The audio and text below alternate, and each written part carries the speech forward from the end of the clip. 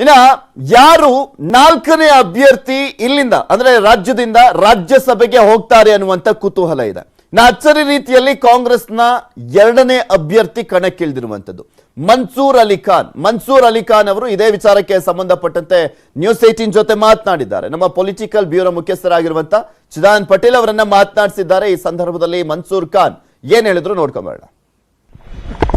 ನಮ್ಮ ಜೊತೆ ಕಾಂಗ್ರೆಸ್ನ ರಾಜ್ಯಸಭಾ ಅಭ್ಯರ್ಥಿ ಮನ್ಸೂರ್ ಅಲಿ ಖಾನ್ ಅವರಿದ್ದಾರೆ. ಮನ್ಸೂರ್ ಅಲಿ ಖಾನ್ ಅವರ ಇವತ್ತಿನ ಚುನಾವಣೆ ನಿಮ್ಮ ಪಾಲಿಗೆ ಇದು ಅಗ್ನಿ ಪರೀಕ್ಷೆ ಆಗ ಅನಿಸ್ತಿದೆಯಾ? ನನಗೆ ಪೂರ್ತಿ ವಿಶ್ವಾಸ ಇದೆ. ಎಲ್ಲ ಸೆಕ್ಯುಲರ್ ಫೋರ್ಸಸ್ ನನಗೆ ವೋಟ್ ಮಾಡ್ತಾರೆ. ನನಗೆ ಇನ್ನೂ ವಿಶ್ವಾಸ ಇದೆ ಜನತಾದಲ್ MLAs ಅವರು ಆತ್ಮ ಸಾಕ್ಷಿ ಮತವನ್ನು ನನಗೆ ಹಾಕ್ತಾರಂತ.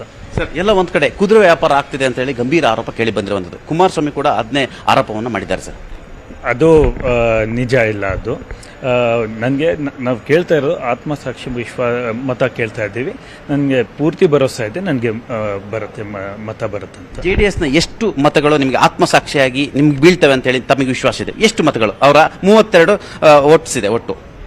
ನನಗೆ ಮ್ಯಾಕ್ಸಿಮಮ್ ಅವರು ಕಾನ್ಷಿಯಸ್ ವೋಟ್ ಮಾಡ್ತಾರಂತ ನಂಬಿಕೆ ಇದೆ.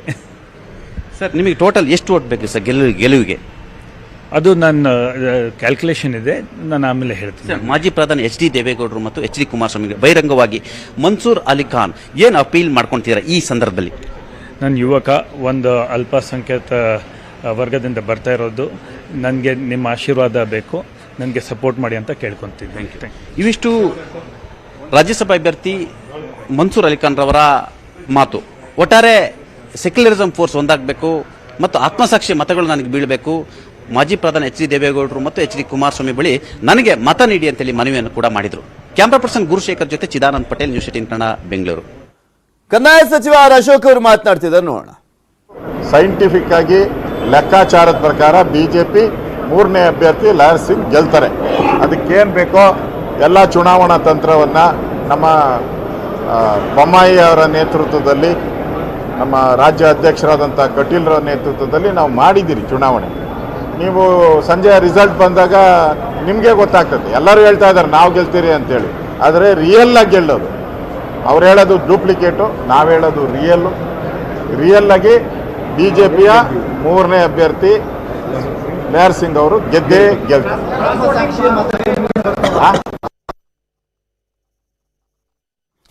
ಅಶೋಕ್ ಅವರು ಹೇಳ್ತಾ ಇದ್ರು ನಾವ್ ಹೇಳೋದ್ ರಿಯಲ್ಲು, ಅವ್ರು ಹೇಳೋದ್ ಡೂಪ್ಲಿಕೇಟು ಅಂತ. ಅವರಿಬ್ರು ಒಂದಾಗಿದ್ದಿದ್ರೆ ಯಾರು ರಿಯಲ್ಲು ಯಾರು ಡೂಪ್ಲಿಕೇಟು ಅಂತ ಗೊತ್ತಾಗ್ಬಿಟ್ಟಿರೋದು. ಆದ್ರೆ ಅವರಿಬ್ಬರ ಪ್ರತಿಷ್ಠೆಯಿಂದಾಗಿ BJP ಮೂರನೇ ಅಭ್ಯರ್ಥಿ ಗೆಲ್ತಾ ಇದ್ದಾರೆ ಅಷ್ಟೇ. ಇಲ್ಲ,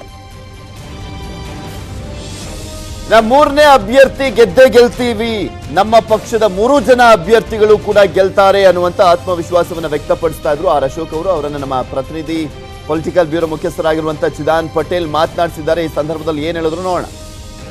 ನಮ್ಮ ಜೊತೆ ಈಗ ಕಂದಾಯ ಸಚಿವ ಅಶೋಕ್ ರವರಿದ್ದಾರೆ. ಬಿಜೆಪಿಯ ಮೂರನೇ ಅಭ್ಯರ್ಥಿಯ ಗೆಲ್ಲಿಸುವ ತಂತ್ರಗಾರಿಕೆ ಮತ್ತು ರಣತಂತ್ರಕ್ಕೆ ಅಶೋಕ್ ರವರಿಗೆ ಜವಾಬ್ದಾರಿಯನ್ನು ಕೂಡ ಕೊಟ್ಟಿದ್ದಾರೆ ಅಂತ ಹೇಳಲಾಗ್ತಿದೆ. ಹಾಗಾಗಿ ಅಶೋಕ್ ರವರು ಏನ್ ಹೇಳ್ತಾರೆ ಕೇಳೋಣ ಬನ್ನಿ. ಸರ್, ಲೇಯರ್ ಸಿಂಗ್ ಸಿರೋಯರ್ನ ಗೆಲ್ಲಿಸಲಿಕ್ಕೆ ಏನೆಲ್ಲ ತಂತ್ರಗಾರಿಕೆ ಮಾಡಿದ್ದೀರಾ ಸರ್?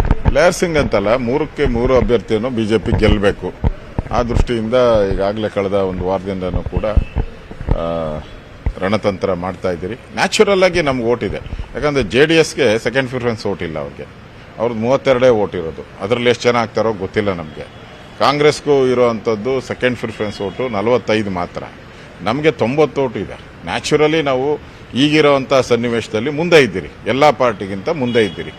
ಅದರಿಂದ 3 ಅಭ್ಯರ್ಥಿಗಳು ಆರಾಮ್ಸೆ ನಮ್ಗೆ ಗೆಲ್ಲುವಂಥದ್ದಕ್ಕೆ ಯಾವುದೇ ರೀತಿ ಸಮಸ್ಯೆ ಆಗಲ್ಲ. ಸರ್, ಎಲ್ಲ ಒಂದ್ ಕಡೆ ಕಾಂಗ್ರೆಸ್ನವರು ನಮಗೆ ಆತ್ಮಸಾಕ್ಷಿ ಮತಗಳು ಬೀಳುತ್ತೆ JDS ಅಂತ ಹೇಳ್ತಾರೆ. ನಿಮಗೂ ಕೂಡ ನೀವು JDSನ ಆತ್ಮಸಾಕ್ಷಿ ಮತಗಳ ಮೇಲೆ ಕಣ್ಣಿಟ್ಟಿದ್ದೀರಾ? ಈಗ ಆತ್ಮಸಾಕ್ಷಿ ಮತ ಏನಾಗಿದೆ, ಡಿವೈಡ್ ಔಟ್ ಇದೆ. ಆತ್ಮ ಕಾಂಗ್ರೆಸ್ ಕಡೆ ಔಟ್ ಇದೆ, ಸಾಕ್ಷಿ JDS ಕಡೆ ಉಳ್ಕೊಂಡಿದೆ ಅಷ್ಟೇ ಅಲ್ಲಿ. ಹಂಗಾಗಿ ಅವರು 2 ಭಾಗ ಆಗೋ ಓಟ್ ಇರೋದ್ರಿಂದ ನಾವು ಹುಡುಕ್ತಾ ಇದ್ದೀರಿ. ನಾವು ಯಾವುದೇ ಓಟ್ಗೆ ಆಮಿಷ ಒಡ್ಡಲ್ಲ, ಯಾವುದೇ ರೀತಿ ಓಟನ್ನು ನಾವು ಅವ್ರ ಥರ ಆತ್ಮಸಾಕ್ಷಿ ಮತ ನಾವು ಏನು ಕೇಳಲ್ಲ. ಯಾರ್ಯಾರಿಗೆ ಇದು ತೋರಿಸಿ ಓಟ್ ಹಾಕುವಂಥದ್ದು, ಯಾರ್ಯಾರಿಗೆ ಯಾರ್ಯಾರು ಇಷ್ಟ ಇದೆಯೋ ಅದು ಓಟ್ ಹಾಕ್ತಾರೆ. ಸರ್, JDSನ ಕೆಲವು ಶಾಸಕರುಗಳು ಪ್ರೀತಿಯಿಂದ ತಮಗೆ ಮತ ಹಾಕಿದ್ರೆ ಸರ್? ನನ್ಗೆ ಗೊತ್ತಿರೋ ಪ್ರಕಾರ ಆ ಥರ ಏನು ಕಾಣಿಸ್ತಾ ಇಲ್ಲ ನಮಗೆ. ನಾವಂತೂ ಯಾರನ್ನೂ ಪ್ರಯತ್ನ ಮಾಡಿಲ್ಲ. ನಾವು ನೋಡೋಣ, ಭಗವಂತ ನಿಶ್ಚಯ. ಯಾರನ್ನ ಅವರಿಬ್ಬರು ಆತ್ಮ ಸಾಕ್ಷಿ 2 ಬಿಟ್ಟು ನಮ್ಗೆ ಹಾಕ್ತೀನಿ ಅಂದ್ರೆ ಸಂತೋಷ. ಸರ್ ಎಲ್ಲ ಒಂದ್ ಕಡೆ ಈ ಚುನಾವಣೆ ಕುದುರೆ ವ್ಯಾಪಾರ ನಡೀತಿದೆ ಅಂತ ಹೇಳಿ ಗಂಭೀರ ಆರೋಪ ಕೇಳಿ ಬಂದಿತ್ತು ಸರ್. ಇಲ್ಲ, ಆ ಥರದ್ದೇನು ನಮಗೇನು ಕಾಣಿಸ್ತಾ ಇಲ್ಲ. ನಮ್ಮ ಪಾರ್ಟಿ ಅದಕ್ಕೆ ಬೆಂಬಲ ಮಾಡಲ್ಲ ನಾವು. ಸರ್ ನಿಮ್ಮ ಪಾರ್ಟಿಯವರು ಯಾರು ಕೂಡ ಆತ್ಮಸಾಕ್ಷಿ ಮತನ ಕಾಂಗ್ರೆಸ್ಗೆ ಯಾರು ಅಥವಾ ಜೆಡಿಎಸ್ ಹಾಕುವಂತ ಸ್ಥಿತಿ ಇದೆಯಾ ಸರ್? ಬಲಾಢ್ಯವಾದಂಥ ನಮ್ಮ ಕೇಂದ್ರ ಸರ್ಕಾರ, ಕೇಂದ್ರದ ನಾಯಕತ್ವ, ರಾಜ್ಯದಲ್ಲಿ ಬಲಾಢ್ಯವಾದಂಥ ಒಗ್ಗಟ್ಟಿನ ಒಂದು ಬೊಮ್ಮಾಯಿ ನೇತೃತ್ವದಲ್ಲಿ ನಾಯಕತ್ವ ಇವೆಲ್ಲ ಇರೋದ್ರಿಂದ ನಮ್ಮಲ್ಲಿ ಒಂದಲ್ಲ ಅರ್ಧ ಓಟನು ಕಾಲ್ ಭಾಗ ಓಟನು ಕ್ರಾಸ್ ಆಗಲ್ಲ. ಸರ್ ನೀವು ಒಬ್ಬ ಅಭ್ಯರ್ಥಿಗೆ ಎಷ್ಟು ಓಟನ್ನ ಫಿಕ್ಸ್ ಮಾಡಿದ್ರ, ಮೊದಲ ಮತ್ತು ಎರಡನೇ ಅಭ್ಯರ್ಥಿ? ಅದನ್ನ ಸತೀಶ್ ರೆಡ್ಡಿ ಅವರಿಗೆ ಫಿಕ್ಸ್ ಮಾಡಿದಿರಿ, ಸತೀಶ್ ರೆಡ್ಡಿ ಮಾಡ್ತಾರೆ. ಕೊನೆಯಲ್ಲಿ ಸರ್ ಈ ಮೂರು ಅಭ್ಯರ್ಥಿಗಳ ಗೆಲುವಿನ ವಿಚಾರದಲ್ಲಿ ಸರ್ ನೀವು ಮೂರನೇ ಅಭ್ಯರ್ಥಿ ಗೆದ್ದೇ ಗೆಲ್ತಾರೆ ಅಂತ ಯಾವ ರೀತಿಯ ಆತ್ಮವಿಶ್ವಾಸದಿಂದ ಹೇಳ್ತೀರಾ ಸರ್? ನಮ್ ಬಹುಮತ ಇದೆ, ನಮ್ದು 90 ಸೆಕೆಂಡ್ ಪ್ರಿಫರೆನ್ಸ್ ಓಟ್ ಇರೋದ್ರಿಂದ ಆರಾಮ್ಸೆ ನಾವು ಗೆಲ್ತೇವೆ. ಇವಿಷ್ಟು ಕಂದಾಯ ಸಚಿವ ಆರ್ ಅಶೋಕ್ ರವರ ಅಭಿಪ್ರಾಯ. ಆರ್ ಅಶೋಕ್ ರವರು ನಮಗೆ ನಮ್ಮ ಮತಗಳೇ ಬಿದ್ರೆ ನಮ್ಮ ಮೂರನೇ ಅಭ್ಯರ್ಥಿ ಲೆಹರ್ ಸಿಂಗ್ ಗೆಲ್ತಾರೆ ಎಂಬ ಮಾತನ್ನು ಕೂಡ ಹೇಳಿದ್ರು. ಕ್ಯಾಮರಾ ಪರ್ಸನ್ ಗುರುಶೇಖರ್ ಜೊತೆ ಚಿದಾನಂದ್ ಪಟೇಲ್, ನ್ಯೂಸ್ 18 ಕನ್ನಡ, ಬೆಂಗಳೂರು. ಇನ್ನ ಕೋಲಾರದ ಶಾಸಕರಾಗಿರುವಂತ ಶ್ರೀನಿವಾಸ್ ಗೌಡ್ರು ಏನ್ ಮಾಡ್ತಾರೆ ಅನ್ನುವಂತಹ ಕುತೂಹಲ ಇದೆ. ಅವರ ನಡೆ ಸಾಕಷ್ಟು ಕುತೂಹಲ ಕೆಡೆ ಮಾಡಿಕೊಟ್ಟಿರುವಂತದ್ದು. HDKನೇ ಹೇಳ್ತಾ ಇದ್ರು ಅವರು ಕಾಂಗ್ರೆಸ್ಗೆ ವೋಟ್ ಅನ್ನ ಹಾಕ್ತಾರೆ ಅಂತ. ಇದೇ ವಿಚಾರಕ್ಕೆ ಸಂಬಂಧಪಟ್ಟಂತೆ ಹೆಚ್ಚಿನ ಅಪ್ಡೇಟ್ಸ್ ಅನ್ನ ನೀಡ್ತಾರೆ ನಮ್ಮ ಪ್ರತಿನಿಧಿ ಅನಿಲ್ ಬಾಸೂರ್. ನೇರ ಸಂಪರ್ಕದಲ್ಲಿ ಜಾಯ್ನ್ ಆಗ್ತಾ ಇದ್ದಾರೆ. ಅನಿಲ್, ಶ್ರೀನಿವಾಸ್ ಗೌಡ್ರ ಒಂದು ನಡೆ ಕುತೂಹಲ ಕೆಡೆ ಮಾಡಿಕೊಟ್ಟಿದೆ.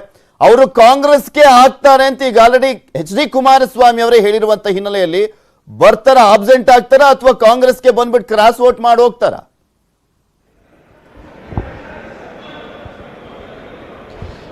ಪೃಥ್ವಿರಾಜ್, ಈಗಾಗಲೇ ಏನು ಮತದಾನ ಆರಂಭವಾಗಿದೆ. ಆದರೆ ಶ್ರೀನಿವಾಸ್ ಗೌಡ ಅವರು ವಿಧಾನಸೌಧಕ್ಕೆ ಬಂದು ಮತದಾನ ಮಾಡ್ತಾರಾ ಅಥವಾ ಇಲ್ವಾ ಎಂಬಂಥದ್ದು ಇನ್ನೂ ಕೂಡ ಕುತೂಹಲವನ್ನು ಕೇಳಿಸಿದೆ ಅಂತ ಹೇಳ್ಬೋದು. ಯಾಕಂತ ಹೇಳಿದ್ರೆ ಈಗಾಗಲೇ ಅವರು ನಿನ್ನೆನೂ ಕೂಡ ಕಾಂಗ್ರೆಸ್ ನಾಯಕರನ್ನ ಭೇಟಿ ಮಾಡಿರುವಂಥದ್ದು, ಜೊತೆಗೆ ಅವ್ರ ಜೊತೆಗೆ ಚರ್ಚೆಯನ್ನು ಮಾಡಿರುವಂಥದ್ದು.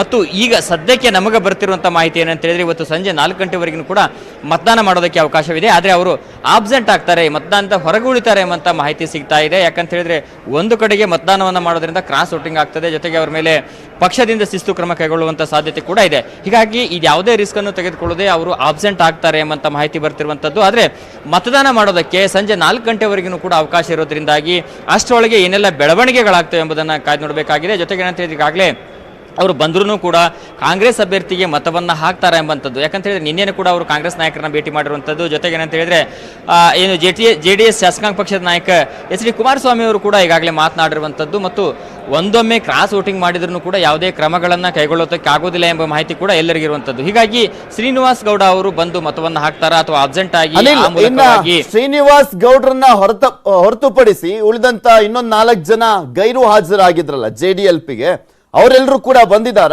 ಅವ್ರೇನಾದ್ರೂ JDLP ನಾಯಕರನ್ನ ಮಾತನಾಡಿಸಿದಾರಾ ಅಥವಾ ಡೈರೆಕ್ಟ್ ವೋಟಿಂಗ್ ಮಾಡುವಂತ ಸಾಧ್ಯತೆ ಇದೆಯಾ?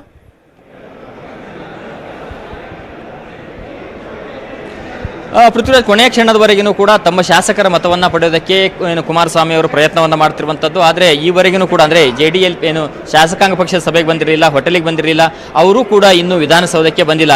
ಹೀಗಾಗಿ 4 ಗಂಟೆವರೆಗೂ ಕೂಡ ಮತದಾನ ಮಾಡೋದಕ್ಕೆ ಅವಕಾಶ ಇರೋದ್ರಿಂದಾಗಿ ಅಷ್ಟರೊಳಗಡೆ ಬಂದು ತಮ್ಮ ಪಕ್ಷದ ಅಭ್ಯರ್ಥಿಗೆ ಮತವನ್ನ ಹಾಕ್ತಾರಾ ಅಥವಾ ಅಬ್ಸೆಂಟ್ ಆಗ್ತಾರಾ ಎಂಬುದನ್ನು ಕೂಡ ಇನ್ನೂ ನೋಡಬೇಕಾಗಿದೆ ಅಂತ ಹೇಳ್ಬೋದು. ಹೀಗಾಗಿ ಈಗಾಗಲೇ 4 ಜನ ಶಾಸಕರು ಕೂಡ ಅಂದ್ರೆ ಶ್ರೀನಿವಾಸ್ ಗೌಡ ಅವರೊಂದಿಗೆ 4 ಜನ ಶಾಸಕರು ಕೂಡ ಮತದಾನವನ್ನ ಮಾಡ್ತಾರೆ ಎಂಬಂತ ಚರ್ಚೆ ನಡೆದಿರುವಂತದ್ದು. ಹೀಗಾಗಿ ಈ ಒಂದು ಹಂತದಲ್ಲಿ ಅವರು ಇನ್ನೂವರೆಗೂ ಕೂಡ ಬಂದಿಲ್ಲ ಮತ್ತು ಸಂಜೆ 4 ಗಂಟೆವರೆಗೆ ಮತದಾನ ಮಾಡೋದಕ್ಕೆ ಅವಕಾಶ ಇರೋದ್ರಿಂದಾಗಿ ಅಷ್ಟರೊಳಗಡೆ ಬರ್ತಾರೆ ಎಂಬುದನ್ನು ನೋಡಬೇಕಾಗಿದೆ. ಒಟ್ಟಾರೆಯಾಗಿ ಅವರು ಬಂದ್ರೂ ಕೂಡ JDS ಅಭ್ಯರ್ಥಿಗೆ ಒಂದು ಮತದಾನ ಮಾಡ್ತಾರೆ ಅಂತ ಹೇಳಿ. ಯಾಕಂತ ಹೇಳಿದ್ರೆ ಈಗಾಗಲೇ ಕುಮಾರಸ್ವಾಮಿ ಅವರು ಹೇಳ್ತಿರುವಂತೆ ಹಲವು ಶಾಸಕರು ಏನು ಬೇರೆದವರಿಗೆ ಮತದಾನ ಮಾಡುವಂತ ಸಾಧ್ಯತೆ ಮತ್ತು ಹೇಳಿಕೆ ಅಂದ್ರೆ ಆ ರೀತಿಯಾಗಿ ಅಂತ ಮಾಹಿತಿ ಕೂಡ ಬಂದಿರುವುದು.